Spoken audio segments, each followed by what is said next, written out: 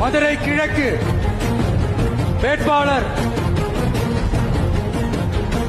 விஜய். இன்னும் முடிக்கல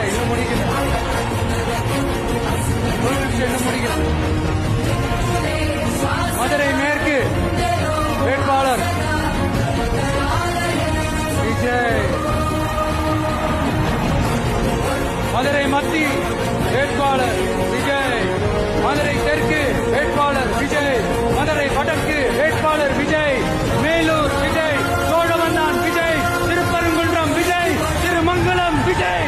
உத்தரப்பட்டி விஜய்.